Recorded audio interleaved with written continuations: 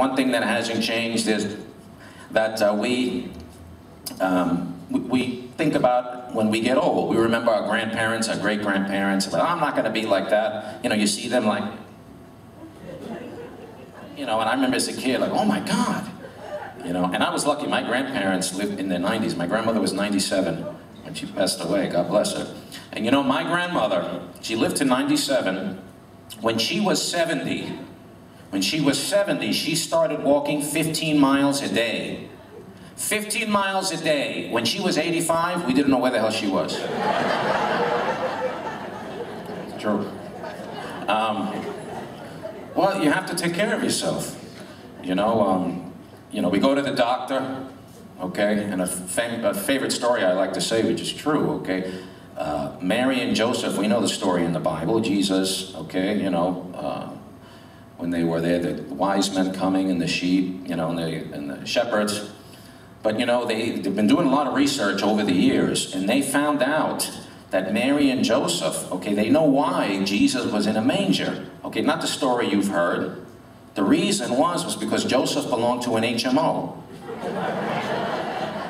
Yeah, see, healthcare problems, even with King Herod.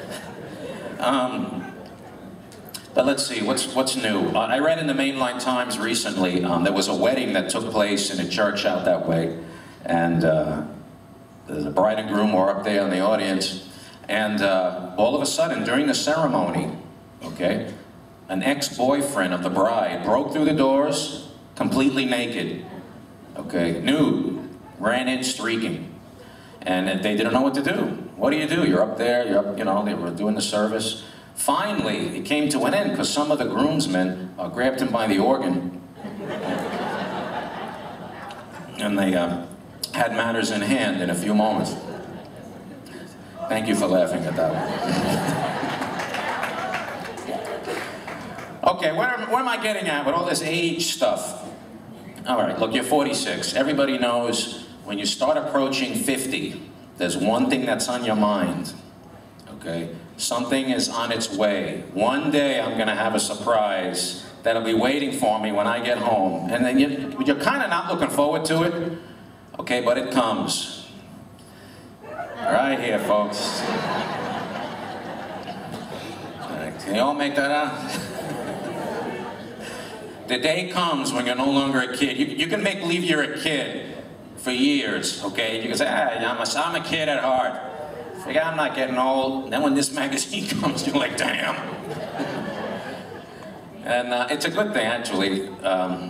It actually gives you a lot of tips, a lot of ideas how to live your golden years, okay? And I have some tips taken from a few issues here. I'd like to share them with you. They're on the back here because I can't remember crap. You know, songs, yeah, but... All right, here's some tips for you people out there in your golden years and those who are rapidly approaching. All right, here we go. When you're getting old, you know you're getting old because your investment in health insurance is finally beginning to pay off. Your secrets are safe with your friends because they can't remember them either. Your supply of brain cells is finally down to a manageable size. You write a letter to the Campbell Soup Company to ask if their alphabet soup comes in large type.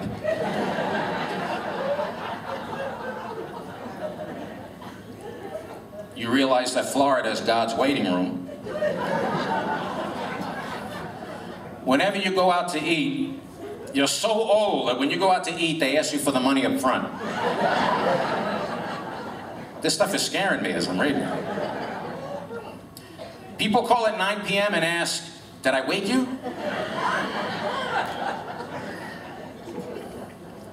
When you were younger, all you wanted was a nice BMW.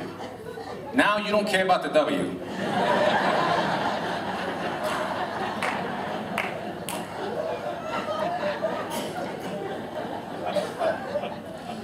You finally discover that you can live without sex, but not your glasses.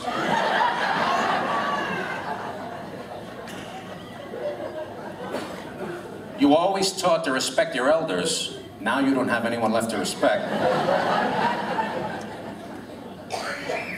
And then, you never forget, when you ask your doctor, okay, if you ladies out there, you ask your doctor if old men should wear boxers or briefs, he said, depends.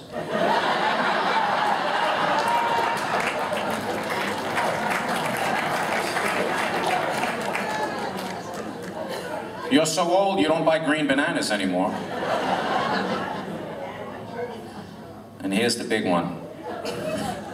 You realize that you should never, under any circumstances, take a sleeping pill and a laxative in the same night. Thank you very much.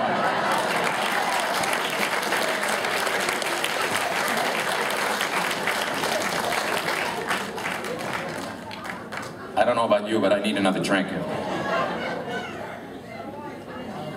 Getting old isn't so bad, though. You know, of course, I'm just joking around. There's always new experiences, always something just around the corner. And grandkids, okay? All the fun without the pain. You know, and it's a wonderful thing. For example, okay? This little boy, Tommy, he goes to his grandfather one day. He said, "Hey, Grandpa, make a noise like a frog.